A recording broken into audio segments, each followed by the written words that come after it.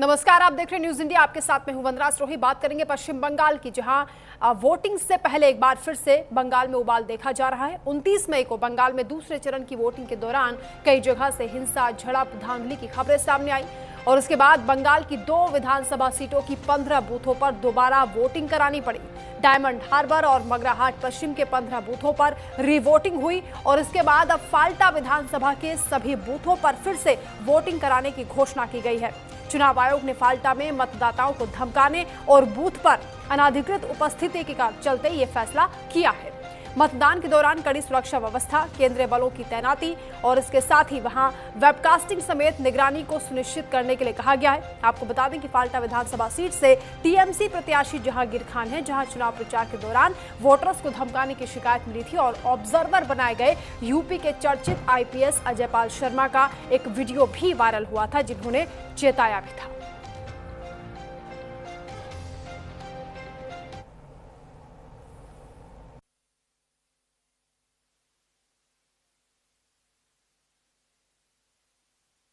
पिछले 10 सालों से तृणमूल कांग्रेस का एक ही प्रचार रहा, अगर वोट दो, नहीं तो सारे सुविधाएं बंद, राशन पानी बंद, घर से निकालना बंद, तुम्हारा दुकानें बंद, वोट देना पड़ेगा, नहीं तो लक्ष्मी भंडार बंद, सारे सुविधाओं से, सारे पंचायती व्यवस्था से अलग कर देंगे। तो थ्रेट ही उसका इलेक्शन कैंपेन था।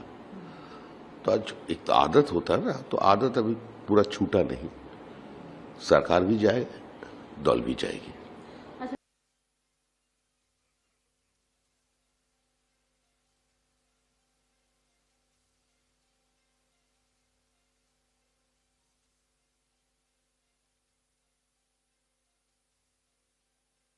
भाजपा जानते हैं वो हारने वाला है, बुरी तरह से हारने वाला है, इसीलिए एकदम लास्ट मोमेंट तक, वो काउंटिंग तक मैनिपुलेट करने का कोशिश कर रहा है।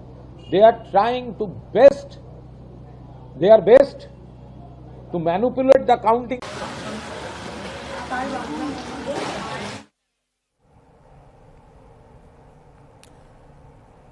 तो फाल्टा में घमासान छिड़ा है, वहां बहुत सी महिलाओं ने प्रदर्शन किया है और आरोप लगाए हैं कि टीएमसी उम्मीदवार के जो करीबी हैं वो उन्हें धमका रहे हैं और इसके साथ ही उन्होंने ये भी आरोप लगाए हैं कि मतदान करने के बाद उन्हें देख लेने की धमकी दी गई है। और चर्चा इस बात को लेकर भी हो रही है कि ये महिलाएं सीआरपीएफ की वजह से अपने डर को खत्म कर पा रही हैं, अपनी आवाज को उठा पा रही हैं, जो लोग उन्हें धमका रहे हैं उनकी शिकायत कर पा रही हैं। सवाल यही उठता है कि दोबारा वोटिंग एक बार फिर पश्चिम बंगाल में होने जा रही है, क्योंकि चुनाव आयोग की ओर से इसकी घोषणा की गई है। बाकायदा मौके पर जो शिकायतें मिली थी उसकी जांच करने के लिए ऑब्जर्वर्स को भेजा गया था। ऑब्जर्वर्स की रिपोर्ट के बाद ही चुनाव आयोग ने कहा है कि 21 मई को यहां रिपोलिंग होगी। इसी पर हम चर्चा भी करेंगे। हमारे साथ खास मेहमान जुड़ गए हैं, भास्कर घोष जी जुड़े हैं, नेता है बीजेपी के, आपका स्वागत है। सुमित मेहरोत्रा जी, नेता टीएमसी, हमारे साथ जुड़ गए, आपका भी स्वागत है। अबू शर्मा जी, प्रवक्ता है कांग्रेस के, आपका भी स्वागत। और राजलक्ष्मी जोशी जी, राजनीतिक विश्लेषक हैं, आपका भी स्वागत है। शुरुआत राजलक्ष्मी जी आप ही से कर लेते हैं। कल हमने देखा 15 बूथों पर रिपोलिंग हुई और आज जिस तरह की ये खबर आई है कि फाल्टा में फिर से मतदान होगा, क्योंकि वहां भी आरोप लगे कि ईवीएम पर जो बीजेपी का सिंबल था उसे टेप से हाइड कर दिया गया था। इन शिकायतों की जांच भी हुई, ऑब्जर्वर्स वहां पहुंचे और रिपोर्ट के बाद ही इलेक्शन कमीशन ने कहा कि दोबारा यहां मतदान होगा। लेकिन क्या आपको याद आता है कि पश्चिम बंगाल के इतिहास में हिंसा तो चलिए आम बात है, क्या बार बार रिवोटिंग होती है, रिपोलिंग होती है, या पहली बार हो रहा है ऐसा?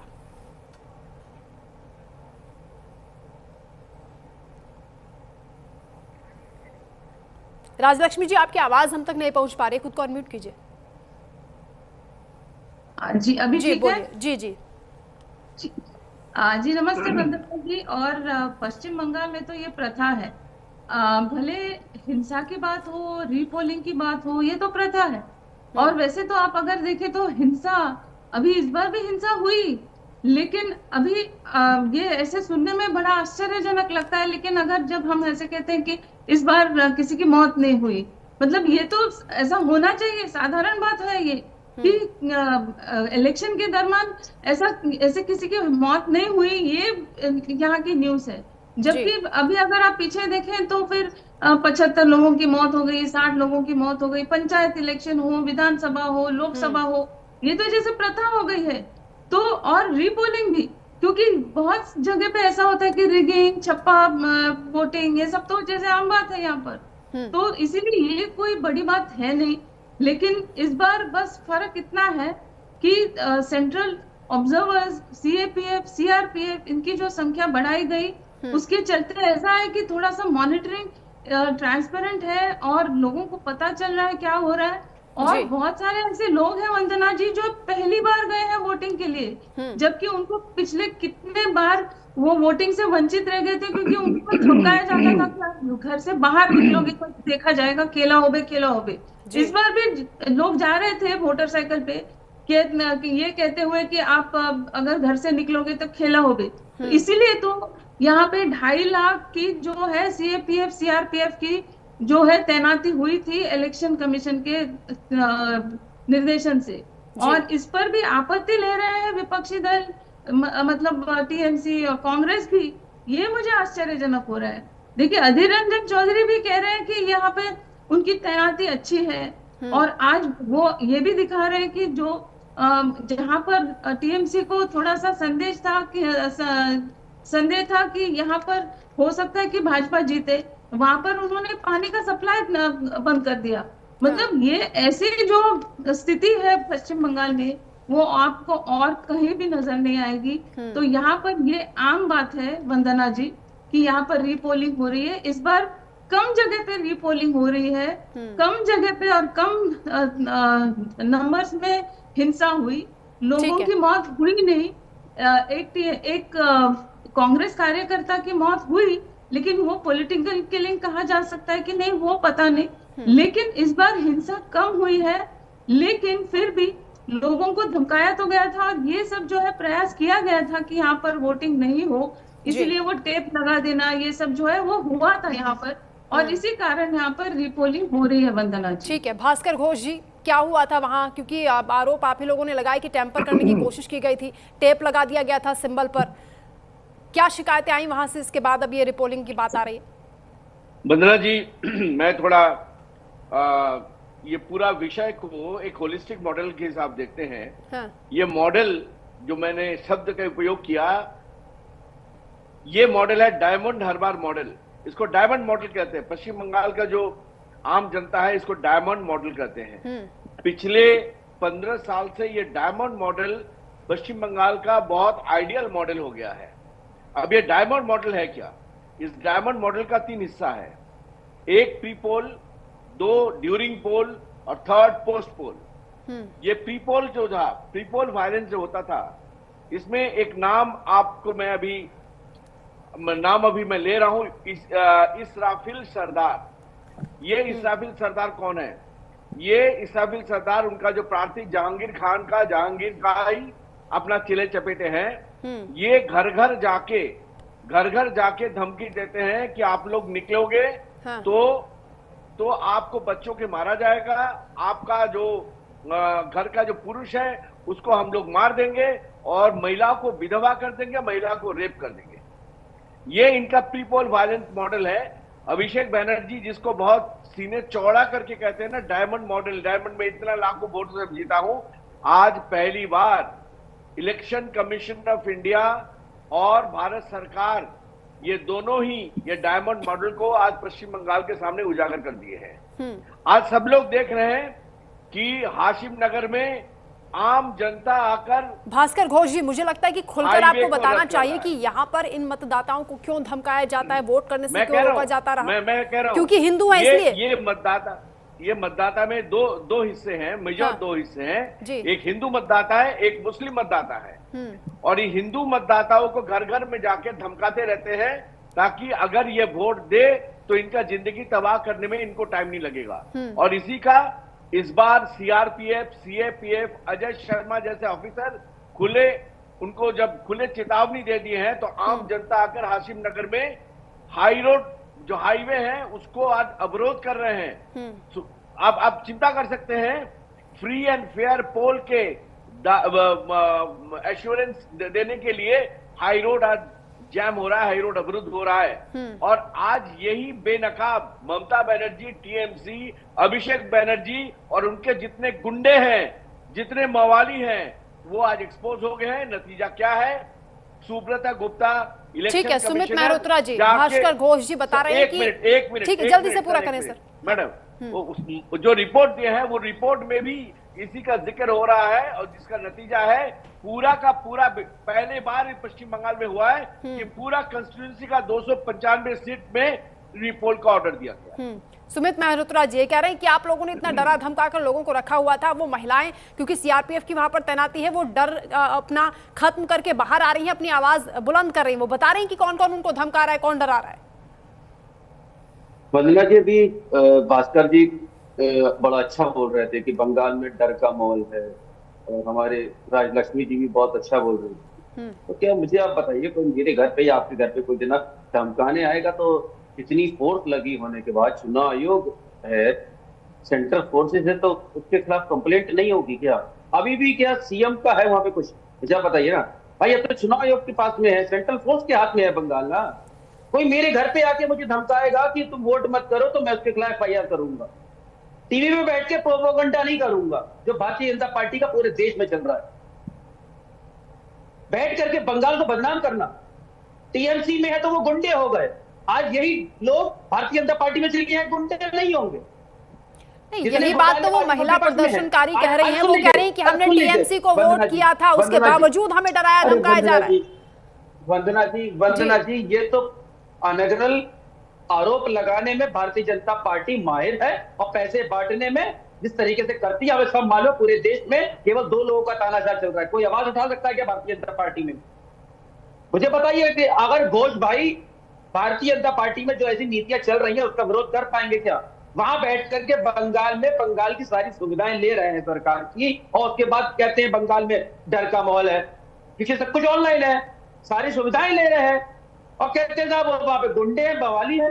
पर ये अजीब बात है, बंगाल के लोगों को बदनाम कर रहे हैं, बंगाल के लोगों को बदनाम। अभी 2 दिन पहले इनके शुभेंदु अधिकारी, मैं तो उसे गुंडा कहूंगा, गुंडा, शुभेंदु अधिकारी नहीं, गुंडा है वो, क्योंकि उस गुंडे को आज भारतीय जनता पार्टी कहती थी गुंडा, मवालिया, अरे सुमित जी, आपके जहांगीर खान, आपके इस्माइल इरफान, सुन लीजिए घोष भाई चिल्लाइए मत, भगवान है घोष भाई, आप गलत बात भास्कर जी एक करके नहीं, सुमित जी अच्छे शब्दों का चयन करें, ठीक है भास्कर जी, आपसे भी अनुरोध कर रही हूँ मैं, एक एक करके बात करिए, एक एक करके भास्कर जी रुकिए। सुमित जी सुन लीजिए, आप बोल रहे थे, मैं नहीं बोल रहा था। डिबेट में इस तरीके से डिबेट नहीं होती है, पहली बार आप बैठे हो, इस तरीके का भाषा का पहली बार नहीं, आप पहली बार बैठे हो। सुमित जी अपनी बात पूरी करें, आप व्यक्तिगत टिप्पणी ना करें। सुमित जी पूरे देश में गुंडाई बना रखी है, सीबीआई ईडी को ला करके, जिसे चाहोगे अरे गुंडा बना जाकर आप लोग देखिए, ना तो ये चुनावी मंच है और ना ही कोई पोलिंग बूथ है कि आप लोग आपस में भिड़ रहे हैं। यहाँ रुक जाइए, एक एक करके बात करें, दर्शकों को समझ में आनी चाहिए आपकी बात। सुमित जी बात पूरी करें। ये देखिए, जिस तरीके से पूरे देश में डर का माहौल बना हुआ है, आज भी कहते हैं केवल बंगाल की बात करते हैं, ठीक है, बंगाल में अगर जहाँ पे रीपोलिंग हो रहा है, हम तो कह रहे हैं सीआरपीएफ और सेंट्रल फोर्सेस लगी क्या कर रही थी? उस आदमी को क्यों नहीं पकड़ा? वो उन महिलाओं ने जिस व्यक्ति का चेहरा देखा उसके नाम एफआईआर क्यों नहीं हुई? केवल टीवी डिबेट में बैठ करके बदनाम करने का काम तो भारतीय जनता पार्टी कर लेती है। मेरे घर पे कोई अगर आएगा, मैं कंप्लेंट करूंगा ले जाके। ठीक है अबू शर्मा जी वो महिलाएं खुलकर बोल रही हैं, उनको मालूम है कि कैमरा ऑन है, पूरी दुनिया उनको देख रही है, पूरा देश देख रहा है, वो अपनी आवाज उठा रही, बता रही कौन उनको धमका रहा है, तो इसमें क्या तकलीफ है? और वो बता रही कि वोट उनको नहीं करने दिया जाता है, उनको कहा जाता है कि वोट अगर आपने किया तो उसके बाद उनका क्या हश्र होगा। ये पहले से चलता आया है। वो कह रही कि अब एक्सपोज हो रहे हैं क्योंकि हमारे मन से डर खत्म हो गया है, वहां पर सीआरपीएफ है, सिक्योरिटी है, इसलिए बोल पा रही है। ये जो दक्षिण 24 परगना का इलाका है ना जी, ये भतीजा का जो राज है, वहाँ दक्षिण 24 परगना है या नॉर्थ कोरिया है पता नहीं चल रहा है। सबसे पहला बात तो ये है, और इतना तानाशाही है वहाँ भतीजा की और उनके जो नीचे का कार्यकर्ता है, तो कहीं ना कहीं सही बात है। दक्षिण 24 परगना चाहे फलता हो, चाहे डायमंड हार्बर हो, चाहे और सारी सीटें हैं वहाँ, उन तमाम सीटों पर ये जो अभिषेक जी का राज चलता है, हाँ, तो इसके खिलाफ जन आंदोलन होना बहुत स्वाभाविक है। लेकिन जहां तक कांग्रेस पार्टी का बात है, मैं आपको ये दावा के साथ कह सकता हूं, कल जब मतगणना होगी, कांग्रेस पार्टी सबसे पहले 2011 में परिवर्तन के समय तृणमूल कांग्रेस को जो 15% वोट निवेश किया था, वो वोट हम वापस करेंगे इस बार जनता के आशीर्वाद के माध्यम से। और वो वोट वापस होने के बाद तृणमूल कांग्रेस किस हादसों पर चले जाएंगे, ये आप अनुभवी पत्रकार यानी आप और स्वीकार कर रहे हैं कि टीएमसी नेताओं का, उनके करीबियों का यहाँ पर आतंक रहता है इस इलाके में? 100%। सुमित मेहरोत्रा जी, ये तो आप लोगों का सपोर्ट करते हैं, फिर यहाँ क्यों बोल रहे हैं कि वहां पर किस तरीके से आतंक मचाया हुआ था?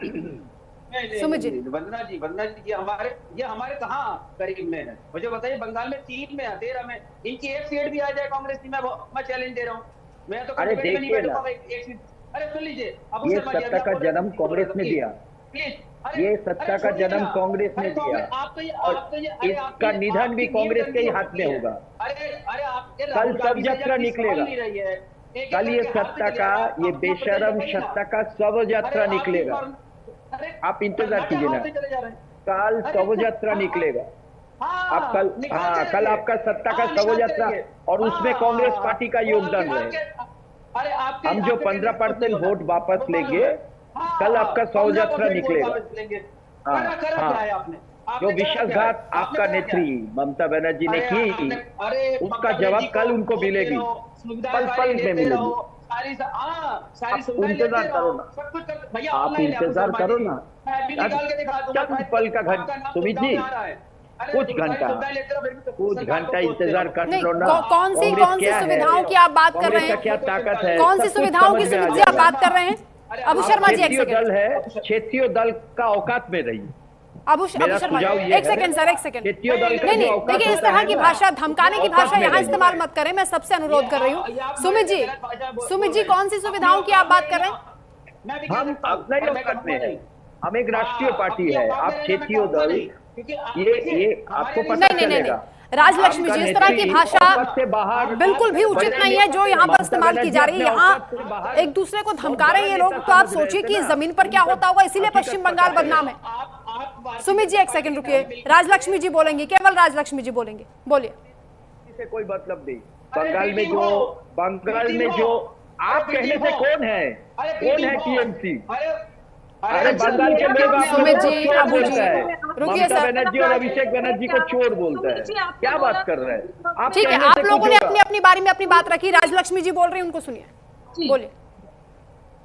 वंदना जी, ऐसा है कि अभी यहाँ पर हम सब भारतीय हैं, तो फिर सभी ने केंद्रीय सरकार की जो है सुविधाएं हम सब ने ली है, तो फिर इसका मतलब क्या ये है कि केंद्रीय सरकार के विरुद्ध कोई कुछ भाषण करना, ऐसा तो नहीं है ना कि आप सुविधा तो ले रहे हैं केंद्रीय सरकार की, तो फिर आप चुप बैठिए, किसी के बाद में कुछ बोलिए नहीं, आप केंद्रीय सरकार की सुविधाओं में। देखिए, फिर अभी आपकी निकल गई, अभी 5 मिनट पहले आपने प्रवचन दिया था कि आप मेरे बात के बीच में मत बात करो, आप पहली बार डिबेट कर रहे हो, आप सुमित जी रुकिए, सुमित जी रुकिए।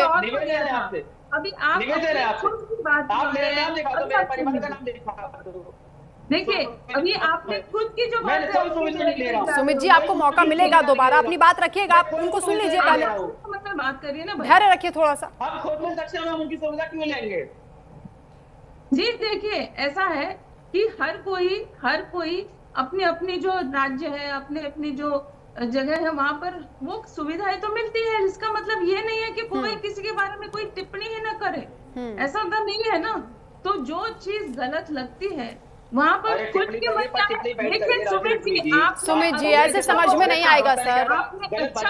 सुमित जी, आप अपनी बारी में बोलिएगा, राजलक्ष्मी जी अपनी बारी में बोल रही है, एक एक करके बात करेंगे। बोलिए राजलक्ष्मी जी। दूसरों की बात की सहमति मुझे हो या न हो, मैं चुपचाप सुनती हूँ, उसके बाद पूरे सुनने के बाद जो है मैं जवाब देती हूँ। तो सभी ने ऐसा ही करना चाहिए।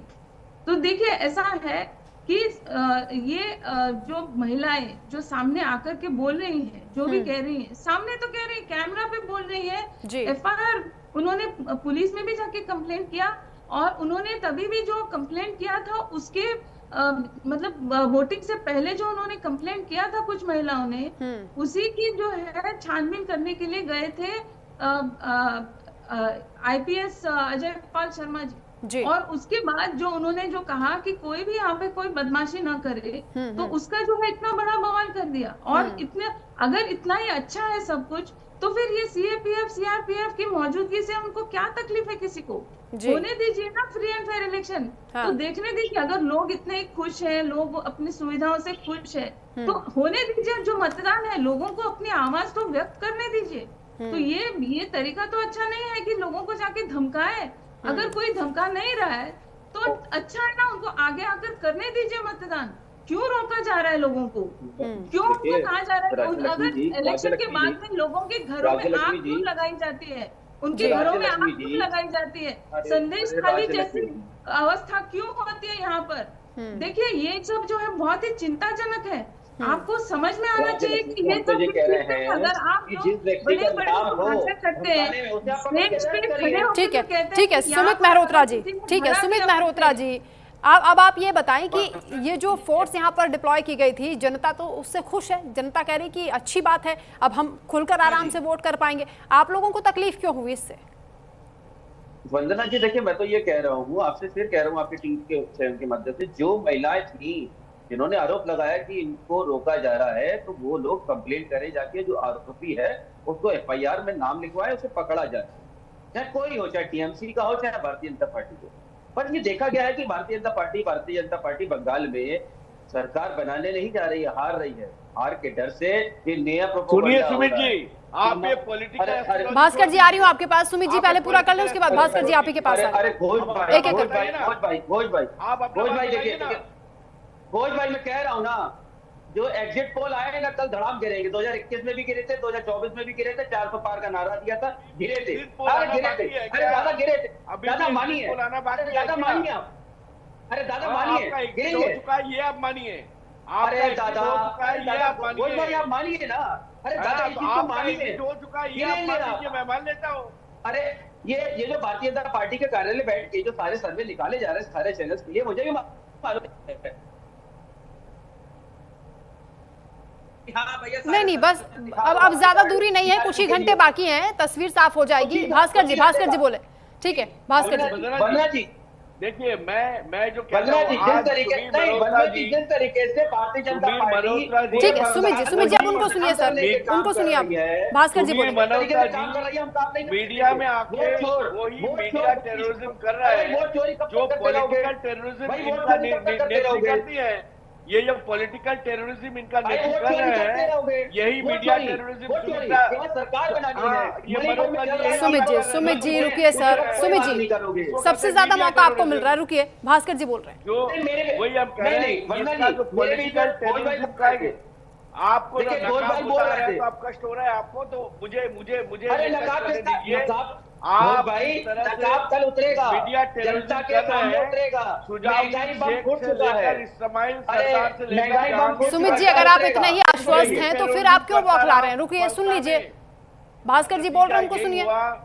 जिसका नतीजा यही हुआ, ये नतीजा यही हुआ, सारे विधानसभा का रिपोलिंग हो रहा है।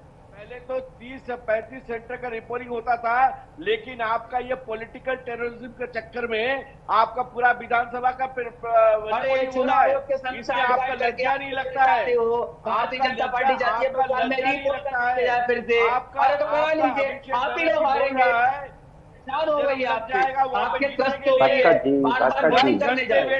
भास्कर जी सुमित जी को छोड़ दीजिए, सुमित जी को छोड़ दीजिए, उनका मानसिक हालत ठीक नहीं है। कल उनका सरकार का अंतिम दिन है, अंतिम दिन है, हम समझ रहे हैं। 15 साल सत्ता में रहने के बाद। अच्छा अबू शर्मा जी पर्दे के पीछे से बीजेपी को सपोर्ट कर रहे हैं क्या आप? एक सेकंड सुमित जी, एक सेकंड। नहीं अबू शर्मा जी बता रहे, बीजेपी से क्या मतलब है? बीजेपी से क्या मतलब है? नहीं, परिवर्तन होगा तो कौन आ रहा है सत्ता में? अबू शर्मा जी आप दावा कर रहे हैं कि परिवर्तन हो रहा है, बिहार की जनता ने परिवर्तन के लिए वोट किया है, तो आपको क्या लग रहा है कि कौन आ रहा है? कांग्रेस सरकार बना रही है क्या? मैं आपको क्या खाता खोल पाएंगे आप लोग? 2011 में मैंने जो 15% वोट ममता बनर्जी को दी थी, वो वोट के साथ विश्वासघात हुई, हमारा ही संगठन को सब तहस नहस किया। अब इस चुनाव में हमने वो 15% वोट वापस ले लेंगे। आप बाकी जो अनुमान है कोई जादू की छड़ी घुमा दी आपने कि एक ही बार में सारे वोट आपको मिल जाएंगे। 100%, 15% तो मिलेगा ही, उससे ज्यादा मिलेगा। गिरता चला जा रहा है, और ये टीएमसी का वोट आएगा। हर राज्य में गिरता चला जा रहा है। नहीं भास्कर जी, अगर अबू शर्मा जी की बात मानी जाए, सुमित जी एक सेकंड रुकिए सर, सुमित जी एक सेकंड, अगर अबू शर्मा जी की बात मानी जाए भास्कर घोष जी, तो ये कह रहे हैं कि कॉम्पिटिटर तो हम थे, कांग्रेस थी, और टीएमसी के चक्कर में खामखा उलझ गए आप लोग। भास्कर जी, भास्कर जी की आवाज नहीं आ पा रही। राजलक्ष्मी जी, इत्तेफाक रख रही हैं आप अबू शर्मा जी की बात से? जी देखिए, ऐसा है कि कांग्रेस को खत्म करके टीएमसी जो है रहना चाहती है, क्योंकि देखिए कांग्रेस और टीएमसी की जो है वो वोट बैंक करीब करीब एक ही है। तो जो अबू शर्मा जी कह रहे हैं वो ठीक ही है एक तरीके से, क्योंकि वो वोट बैंक तो वो अलग नहीं है उनका। और वैसे भी तो कांग्रेस से ही तो निकल कर गई थी ममता बनर्जी। तो लेकिन कांग्रेस का जनाधार तो कितना खत्म कर दिया ना, अब तो बहुत कम बचा है, उसको अचानक से वापस ले आना, ये तो कोई संजीवनी बूटी काम करेगी।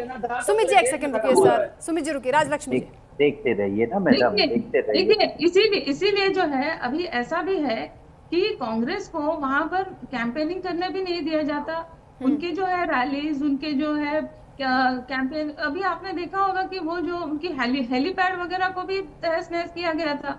तो ये सब जो है वो कांग्रेस को किए जा रहे हैं ये सब, क्योंकि वो नहीं चाहते कि वो वापस आए, क्योंकि ऐसा है कि अगर वो आ जाए तो फिर उनका जो है चुनाव करा रहे हैं। अरे सुमित जी, टीएमसी के ऊपर आरोप लगा रही हैं वंदना जी। ये आप ना वंदना जी, आप टीएमसी के ऊपर आरोप लगा रही हैं। अरे यही तो सुमित जी का मीडिया टेररिज्म है, ये तो मीडिया टेररिज्म कर रहे हैं ना। टीएमसी पे आरोप लगा रही हैं, कांग्रेस को हम रोक रहे हैं। बड़ी अजीब बात है मीडिया में कुछ किसी को बोलने। सुमित जी, राजलक्ष्मी जी बोल रही हैं, आप कंफ्यूज मत होइए, उनकी बात सुनिए। अबू शर्मा जी ने जो कहा उस पर राजलक्ष्मी जी अपनी बात रख रही हैं, उनको सुनिए पहले, धैर्य से सुनेंगे तब तो समझ में आएगा कि कौन बात कर रहा है। बोलिए राजलक्ष्मी। ऐसा है कि अभी वो जो कुछ वोट बैंक की जो मैं बात कर रही हूँ, वो भाजपा की तरफ आना थोड़ा सा मुश्किल है, लेकिन उनको पता है कि अगर कांग्रेस आ जाए तो फिर कांग्रेस को वो मिलना आसान है।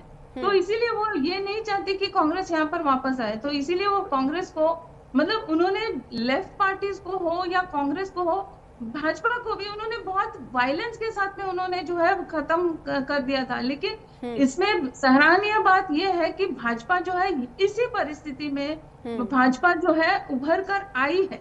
आप 0 से लेकर 3 से लेकर अब 77 से लेकर अभी आज जो एग्जिट पोल बता रहे वो उनकी जो है बढ़त हुई है, लेकिन कांग्रेस नहीं कर पा रही है वो यही चीज। लेकिन कांग्रेस का जो वोटर बेस है और टीएमसी का जो वोटर बेस है वो करीब करीब एक ही है, उसी को तो खाकर ठीक है सुमित जी, कांग्रेस कह रही है कि आप लोगों ने जो उनका वोट बैंक हड़प लिया था, हाईजैक कर लिया था, अब वो वापस उनकी तरफ लौट रहा है, इसलिए आपके लिए ये संकट की घड़ी है, और वो कह रहे हैं कि इस बार परिवर्तन निश्चित है। देखिए, मैं कहना चाहूंगा, हमारे बड़े भाई हैं अबू शर्मा जी, बहुत अच्छा बोलते हैं, वक्तव्य अच्छा देखती है कांग्रेस का। पर क्या मुझे बताइए, चले बंगाल में तो आप कह रहे हैं कि हम वापस आ रहे हैं, बिहार में क्या हुआ था अबू शर्मा जी? बिहार में तो आप आरजेडी के संग में मिलकर लड़े, बहुत अच्छी कैंपेनिंग करी, फिर भी आपका वोट प्रतिशत गिर गया, सीटें नहीं आई। क्या हुआ है? क्योंकि आपने आरजेडी तक को खत्म कर दिया। वहां पे अगर बिहार के अंदर आरजेडी अगर अकेले लड़ती तो कांग्रेस से ज्यादा सीटें और आती है सरकार बनाने के लायक। पर क्योंकि कांग्रेस में राहुल गांधी जी का जो नेतृत्व है, अब लोग खुद उन्हें पसंद नहीं कर रहे हैं। जिस तरीके का वो वक्तव्य देते हैं बैठ करके, हर समय केवल एक ही बात पकड़ लेते हैं। नहीं, सुमित जी कहां से कहां पहुंच गए? पश्चिम बंगाल की बात हो रही है। मैं आ रहा हूँ उसी पे आ रहा हूँ। सुमित जी को क्षमा किया जाए। नहीं, फिर आप कहेंगे कि समय नहीं दिया, समय दे रहे हैं तो आप खुद ही बर्बाद कर रहे हैं। क्षमा किया जाए उनको, उनका अभी हालत ठीक नहीं है, सत्ता जा रहे, तकलीफ तो होगा ही, अनफ तनफ कहेंगे। 15 साल का सत्ता, 10 साल का सत्ता जा रहे हैं, ये तो होता ही है, बहुत स्वाभाविक है। सब्र करिए, ठीक है। अभी हमारी कांग्रेस ठीक है भास्कर घोष जी, भास्कर घोष जी, चुनाव तो बहुत दिलचस्प है, चलिए भले ही मान लेते हैं। सुमित जी एक सेकंड, एग्जिट पोल को मान लेते हैं कि आप लोग नहीं मान रहे हैं, लेकिन कई चीजें ऐसी हैं जो पश्चिम बंगाल में पहली बार हो रही हैं। स्ट्रांग रूम में कोई मुख्यमंत्री पहुंच जाए, भास्कर जी पहली बार हम देख रहे हैं। मंदना जी, ये इस बार पश्चिम बंगाल चुनाव में बहुत चीज पहली बार हो रही है। पहली बार ये सीएपीएफ सीआरपीएफ इतनी भारी मात्रा में सारा पश्चिम बंगाल में दहशतगर्दी को हटाने और मिटाने के लिए आए हैं। पहले बार ही पश्चिम बंगाल में इलेक्शन कमीशन ऑफ इंडिया घर घर तक पहुंच के वोटर को आश्वस्त कर रहे हैं कि भाई वोट दीजिए, अपना मतदान निष्पक्ष होकर दीजिए, और इसी का नतीजा 96% तक वोट परसेंटेज चला गया है। पहले बार इस पश्चिम बंगाल में यह हो रहा है कि एक पार्टी अपने बचाव के लिए किसी भी हद तक जा रहे हैं। आज फलता उसका सबसे बड़ा ये है, सबसे बड़ा उदाहरण है कि पहली बार पश्चिम बंगाल में, इसके बाद बिहार में हुआ था, लेकिन पश्चिम बंगाल पहली बार पूरा का पूरा विधानसभा रिपोलिंग हो रहा है। आप सोचिए, पूरी की पूरी विधानसभा रिपोलिंग हो रही है जी। और पहली बार पश्चिम बंगाल में टीएमसी और जो अभी सत्तारूढ़ दल है उनके सर्वोच्च नेतृत्व खुद जाके स्ट्रांग रूम के बाहर पहरा दे रहे हैं कि भाई हमें कोई जनता ने हमें लूट लिया है। वो कह रहे हैं कि जनता ने हमें लूट लिया है, जनता ने मुझे वोट नहीं दिया है। और इसका जब छानबीन हो रही है बड़ी वो अजीब बात है दहशतगर्दी पे, घोष भाई, बड़ी अजीब बात है। जनता ने तो हमें वोट दिया पर सुमित जी, वो बीजेपी कार्यकर्ता के घर घर में जाके उनके ऊपर प्रहार कर रहे हैं। बेहाला पश्चिम में जाकर हमारे बूथ एजेंट को प्रहार किया है उन्होंने, मालदा में प्रहार किया है। तो टेररिज्म जो है, पॉलिटिकल टेररिज्म जो लोग चला रहे हैं, तो आप फैला रहे हैं, इसी का सबसे बड़ा नतीजा यही है।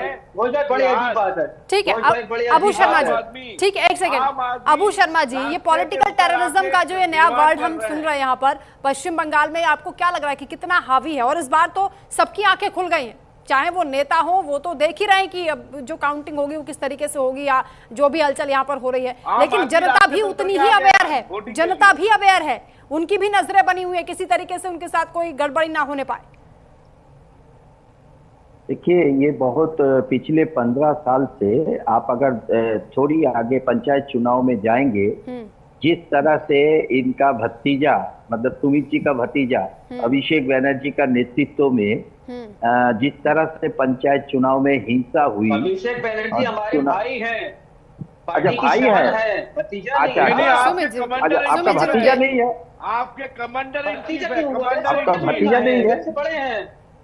अच्छा, आपसे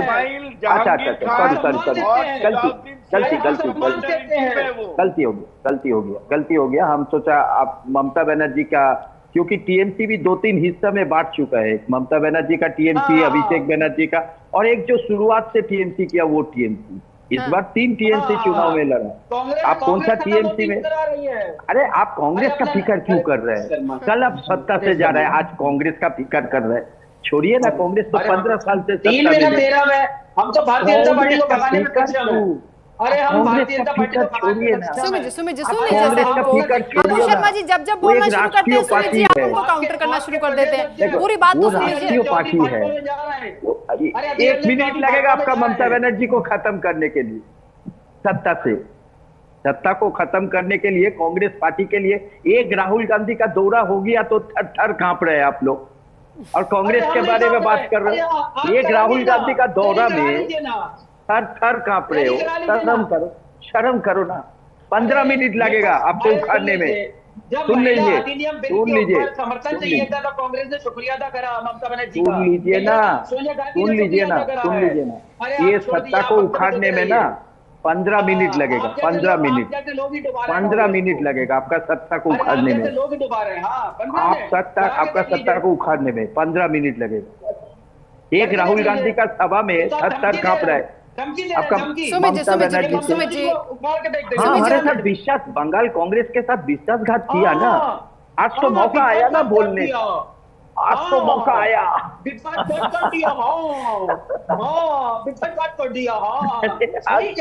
अब तो मौका आया ना, आप जहां थे वहां ही पहुंचाएंगे। आप जहां थे 2011 में, आपका ममता बनर्जी को 2011 का ठीक है राजलक्ष्मी जी टीएमसी और कांग्रेस 15 मिनट में उखाड़ फेंक देंगे आप। लड़ाई बीजेपी और टीएमसी में हो रही है, लेकिन कांग्रेस पूरी चुटकी ले रही है। अबू शर्मा जी कह रहे हैं यही तो मौका है। कांग्रेस तो वंदना जी, कांग्रेस सुमित जी एक सेकंड, सुमित जी सबकी बारी में आपको नहीं बोलना है सर। सुमित जी अपनी बारी में बोलिएगा। राजलक्ष्मी जी ना 13 में ना 3 में, कृपा करके मुझे बात करने दीजिए। वंदना जी देखिए, यहाँ पर मुझे लगता है कि कांग्रेस ऑब्जर्वर बने हुए हैं, क्योंकि जैसे मैंने पहले भी कहा कि ये सभी परिस्थिति सभी राजनीतिक पक्षों के लिए है, लेकिन उसी परिस्थिति में भाजपा कैसे परफॉर्म कर रही है और कांग्रेस कैसे कर रही है उसमें बहुत अंतर है। हाँ। लेकिन ये भी है कि उनका वोटर बेस भी तो सेम है, तो फिर टीएमसी और कांग्रेस में वो एक जो है उसमें इसीलिए टीएमसी शायद कांग्रेस को दबाए हुए है, क्योंकि वो अगर आ जाए तो फिर उनको थोड़ा सा चांस कम हो जाएगा, टीएमसी को उनका वो जो है वोट बढ़ जाएगा ना, तो ये इसीलिए वो उनको दबा रही है। और लेकिन इसमें दुर्भाग्य ये है कि कांग्रेस ने जितना बोलना चाहिए था उतना बोल नहीं रहे उनके विरुद्ध, क्योंकि अभी राहुल गांधी जी ने अभी एक दो वीडियोस वगैरह बनाए, लेकिन उससे बहुत ज्यादा उन्होंने जैसे जिस तरीके से जितना एक्टिवली फाइट करना था वो नहीं किया, आप ये कह रही है ना। जी बोलिए। जिस तरीके से भाजपा, अबू शर्मा जी आ रही हूँ सर, आप ही के पास आ रही हूँ, आपके लिए तो कई सवाल है मेरे पास। बोलिए राजलक्ष्मी जी, बात पूरी करें। तो मुझे लगता है कि और जोर शोर से करना चाहिए था ये। अभी देखिए ये पूरे इस जो परिस्थिति में राहुल गांधी जी चले गए अंडमान, वो वहां पर होने के बजाय उन्होंने यहाँ पर बैठ के जो है यहाँ पर जंग लड़नी चाहिए थी। जैसे भाजपा ने पूरी अपनी जो है सेंट्रल मिनिस्टर्स हो या अभी जो है क्षेत्रीय भी उनके जो सब बड़े बड़े नेता सब वहां पर लगे हुए हैं, और वही कांग्रेस मतलब वो जितने तरीके से उन्होंने लड़ना चाहिए था, क्योंकि कांग्रेस तो वहां पर पहले उनका ही तो वर्चस्व था जी। वो वहां से जो है लेफ्ट पार्टीज ने उनको हिंसा के साथ में उनको हटा दिया, और उसी हिंसा के साथ ममता बनर्जी ने लेफ्ट को हटा दिया, और उसी वो जो जिनको खत्म कर दिया ममता बनर्जी ने, वो वही खुद बनकर बैठ गई। तो ये जो है ये हिंसा की ये जो है प्रथा, ये आज या 15 साल पहले की नहीं है, ये पहले से है। जो 34 वर्ष जो लेफ्ट पार्टीज ने किया था, उन्होंने भी वही किया था, किसी को बाहर जाने ही नहीं देते थे, वो छप्पा वोटिंग वगैरह उस टाइम पे भी होता था, और उसी को लेकिन कंटिन्यू कर दिया टीएमसी ने। तो टीएमसी ने उसको बदलना चाहिए था, उसको न बदलते हुए उसी को जो है बरकरार रखते हुए उन्होंने वही किया, और वो नहीं चाहते कि कांग्रेस वहां पर वापस आए, क्योंकि भाजपा का जो है वो वोटर बेस अलग है। लेकिन अभी जो है वो भद्र लोग जो एक हम लोग जो जिसकी बात करते हैं, मुझे लगता है वो भद्र लोग का भी सपोर्ट जो पहले लेफ्ट को फिर टीएमसी को, और अब मुझे लगता है कि वो शिफ्ट हो रहा है भाजपा की तरफ, क्योंकि ठीक है अबू शर्मा जी, कांग्रेस ने उतनी एक्टिवली पार्टिसिपेट नहीं किया इस चुनाव में जितना बीजेपी टीएमसी के खिलाफ लड़ती हुई नजर आती है। इसके पीछे क्या रीजन है? क्या आप लोग केवल बैठकर ऑब्जर्व कर रहे हैं, जैसा कि राजलक्ष्मी जी ने भी कहा, ऑब्जर्वर की भूमिका में आप लोग बन गए, और क्या वॉकओवर दे दिया बीजेपी को? नहीं, देखिए सबका चुनाव लड़ने का तरीका अलग होता है, ठीक है। हाँ, तो जहां एक guided missile, laser guided missile फेंक के हम युद्ध जीत सकते हैं, वहां हमको 1000 मिसाइल फेंकने की जरूरत नहीं है। टीएमसी इतना खस्ता हो चुका है, राहुल गांधी जी का 1-2 मीटिंग से ही वहां बंगाल के जनता को जो संदेश देना था वो हो गया, तो हम क्यों ज्यादा मेहनत करें? हमको अंडमान जाना था राहुल, मतलब आप मान रहे हैं कि आप लोगों ने मेहनत नहीं की? नहीं, हमको जरूरत नहीं है ना, एक सभा ही काफी है। मैंने क्या बोला, ये सत्ता को 15 मिनट में उखाड़ के फेंक देगा कांग्रेस। नहीं, वो 15 मिनट वाला क्या आपका स्ट्रेटेजी है सर? 15 मिनट वाली ये धमकी है, स्ट्रेटेजी है, क्या है? नहीं, ये अहंकार नहीं है, घमंड नहीं है, ये सच्चाई है। 15 मिनट में उखाड़ के फेंक देंगे, तो ये कल आपको पता चलेगा। 15 मिनट में कांग्रेस के चलते ये सरकार उखाड़ के फेंका जाएगा, अब पता चलेगा। तो हमको कितना मेहनत करना है वो हमारा पार्टी का आला नेता का रणनीति है। उसमें टीवी में चर्चा होने के विषय नहीं है। चाहे नरेंद्र मोदी जी 35 दिन रहे और हमारा राहुल गांधी 2 घंटा आए, तो वो तो टैलेंट के ऊपर डिपेंड करता है ना। किसने कोई गाधा का मेहनत, कोई गाधा का मेहनत करता है, कोई दिमाग से मेहनत करता है। राहुल गांधी तो एनआरआई नेता है, वो पार्ट, वो छोड़िए ना, एप्टिन फाइल में नाम नहीं है ना। मुख मत खुलाइए, मुख मत खुलाइए। ठीक है, भास्कर जी रुकिए, चुपचाप बैठिए, भास्कर जी रुकिए, सुमित मेहरोत्रा जी, सुमित जी ठीक है, ठीक है, भास्कर जी एक सेकंड रुकिए सर, नाम नहीं है, चुपचाप बैठिए। भास्कर जी रुकिए, चुपचाप बैठिए, एप्टिन फाइल में नाम नहीं है, चुपचाप बैठिए, मुख मत खुलाइए, एक बहुत सेकंड, परेशान हो जाएगी। मुद्दे पर रहिए, मुद्दे पर रहिए। सुमित जी, अबू शर्मा जी कह रहे हैं कि कांग्रेस को बहुत ज्यादा मेहनत करने की जरूरत नहीं है, क्योंकि वहां पर हवा बदल चुकी है, परिवर्तन हो रहा है और ममता जी जा रही है, हमें कुछ करने की जरूरत नहीं पड़ी, इसलिए मेहनत नहीं की। सुमित जी देखिए, अबू शर्मा जी बहुत उत्साहित है कि हमें तो जनता वोट कर ही देगी, कायम जनता की लड़ाई लड़े, घर में बैठे। कांग्रेस राष्ट्रीय पार्टी है, कांग्रेस को तो वोट मिल जाएगा। ये बिहार में भी इनका भ्रम था कि भारतीय जनता पार्टी से लड़ने के लिए हम तो रतलाम से वोट मिलेगा, हम आरजेडी के संग में लड़ रहे हैं, वोट मिलेगा। असम में भी यही था, कई प्रदेशों में ऐसा है कि हमें तो वोट मिल जाएगा, घर बैठे वोट मिल जाएगा।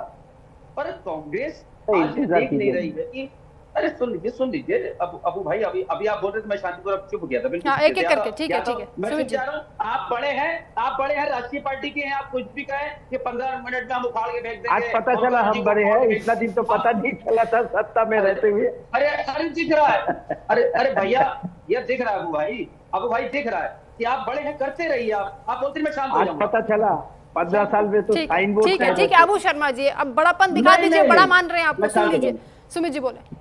मैं शांत हो जाऊंगा, मैं शांत हो जाऊंगा। बोलिए। देखिए, कभी कभार ऐसा होता है ना कि जैसे आपने देखा होगा, महाभारत में भी रावण को बहुत ज्यादा वो था, घमंड था, अरे नहीं मेरे को तो कोई नहीं मार पाएगा, मेरे को तो कोई नहीं मार पाएगा।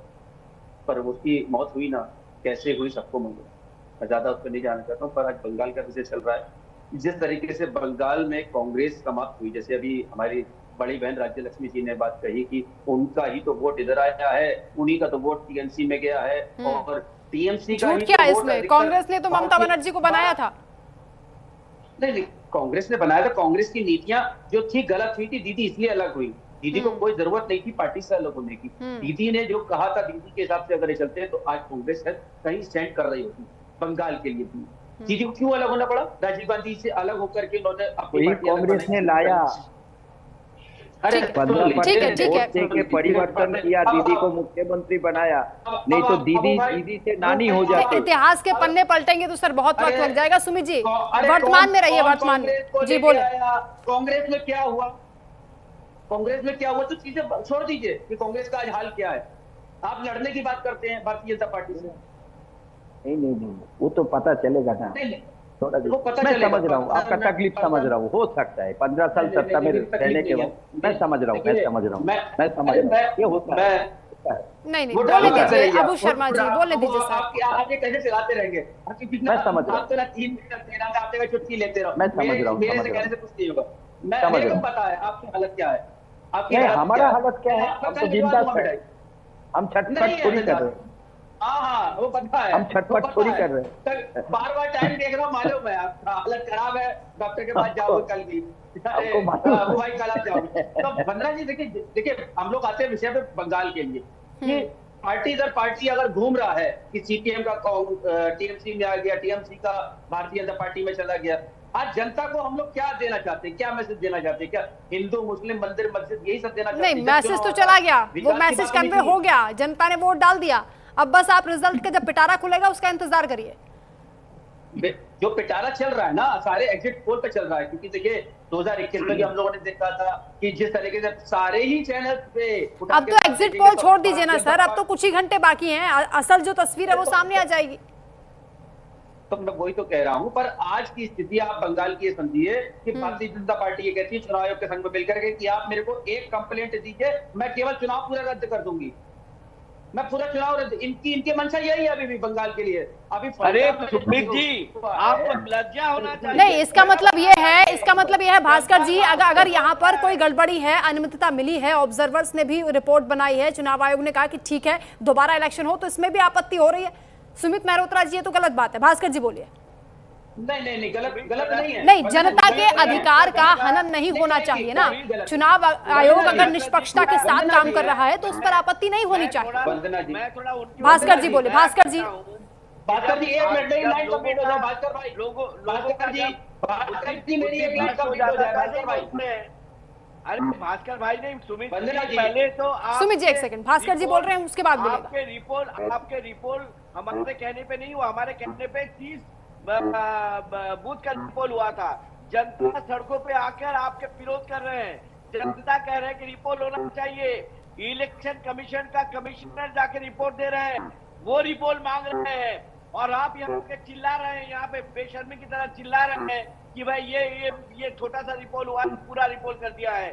सुमित जी, 15 साल आपने बहुत जनता को गुमराह किए हैं। ये गुमराह अरे 13 साल भागा जनता को आप। 15 साल आपने गुमराह कर दिए हैं। मोटा भाई को बंगाल से भगाएंगे हम, देखे रहो अभी। अरे कल देखो मोटा भाई को कैसे भगाएंगे। आपका जो अभिषेक, अरे मोटा भाई को भगाएंगे, कौन सा जेल में कर देंगे। सुमित जी रुकिए सर, सुमित जी रुकिए। रोटी का पकवान अभी से शुरू कर दीजिए। अरे वो देखना, रोटी भी नहीं मिलेगा जेल में, रोटी का पकवान अभी से शुरू कर दीजिए। ये जहांगीर खान, ये शमसुद्दीन, ये इस्माइल, इनका जहाँ ठिकाना होगा, आपका अभिषेक दादा का वहाँ ठिकाना होगा। अभी से तैयारी कर लीजिए, कल के बाद आप लोग सारे लोग रोटी पकाना शुरू कर दीजिए। कौन सा जेल में कौन सा रोटी खिलाएंगे आप?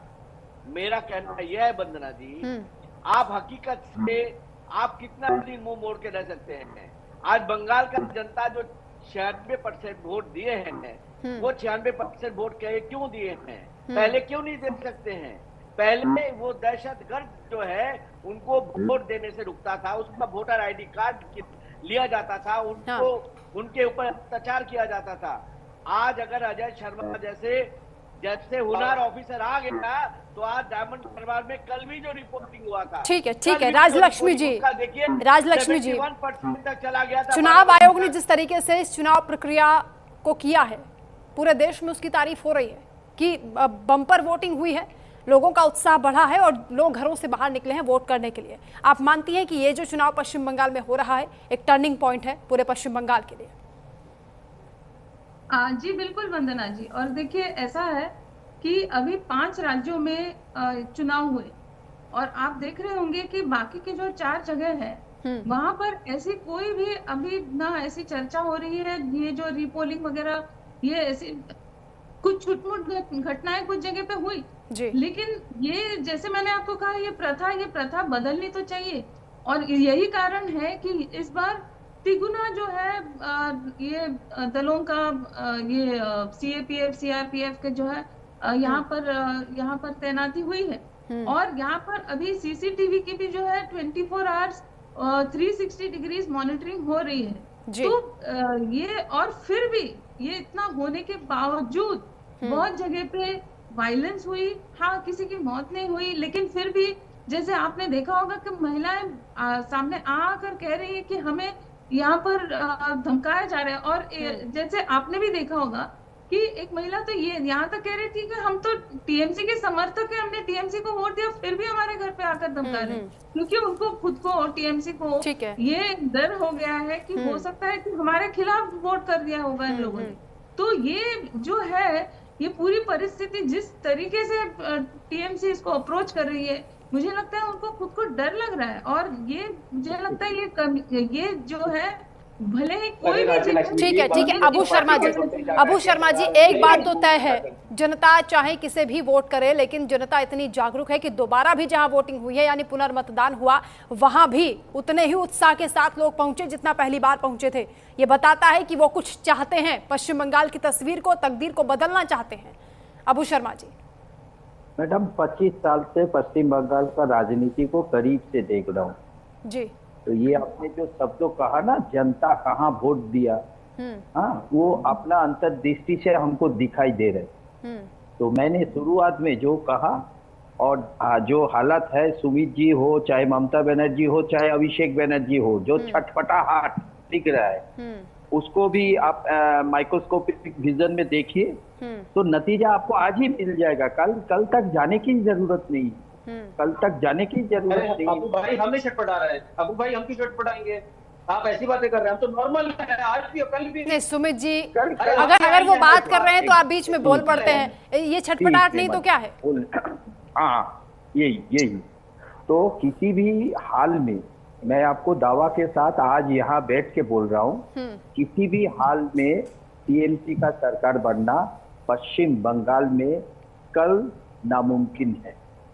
और ये एक तो आप बैठेंगे नहीं। ठीक है भास्कर घोष जी, ये तो आपके लिए अच्छी खबर दे रहे हैं। आप आइए ना, हम आएंगे, कहाँ जाएंगे? ठीक है भास्कर घोष जी, शर्मा जी, ये तो 150 आप पहले भी कह रहे थे, 150 साल का पार्टी है, जनता तय करेगी, तो कोई फर्क नहीं पड़ता है। आप लोग जैसा सत्ता का राजनीति हम लोग करते नहीं है, लॉन्ग टर्म विजन रहता है। शर्मा जी, ठीक है, जनता के विवेक पर छोड़ दीजिए ना, जनता ने अब वोट कर दिया है, ईवीएम में आपके कैंडिडेट की किस्मत को कैद कर दिया है, उनके विवेक पर छोड़ दीजिए। भास्कर जी बोलिए जल्दी से। बंदना जी देखिए, हम लोग आज जिस बहस पे फंसे हुए हैं, जिस बहस कर रहे हैं, थोड़ी आंकड़ा देख लीजिएगा। 2021 में तृणमूल कांग्रेस का 48% वोट था और बीजेपी हमारे 38.4% था, 10% का फर्क था। और 2016 का जो चुनाव था वहां पे हम 10% थे, तो हम 10% में आ गए, 27% का इजाफा हुआ। और तृणमूल कांग्रेस 44 से 48% यानी 4% का इजाफा हुआ।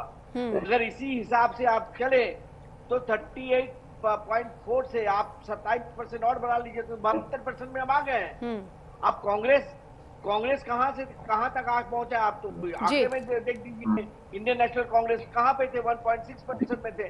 बात ये है कि हम लोग जो आज जिस चीज को तय करने के लिए बैठे हैं, उनके जवाब जनता 21 में दे चुके हैं और 26 में वो जनता खुद बाहर। ठीक है, लास्ट कमेंट राजलक्ष्मी जोशी जी, ये जो रिपोलिंग हो रही है और जिस तरह की गड़बड़ियां सामने आई हैं, चुनाव आयोग ने जब फैसला किया है कि रिपोलिंग की जाएगी और अब फाल्टा के लिए भी कहा गया है कि यहां भी दोबारा मतदान होगा, चुनाव आयोग उस शंका को, उस गड़बड़ी को भी पूरी तरीके से ये कहना चाहता है कि गुंजाइश नहीं होनी चाहिए पश्चिम बंगाल में, जनता के मन को संतुष्टि मिलनी चाहिए, उनका वोट जहां वो देना चाहते हैं वहां पहुंचे, ये संकेत है इस बात का।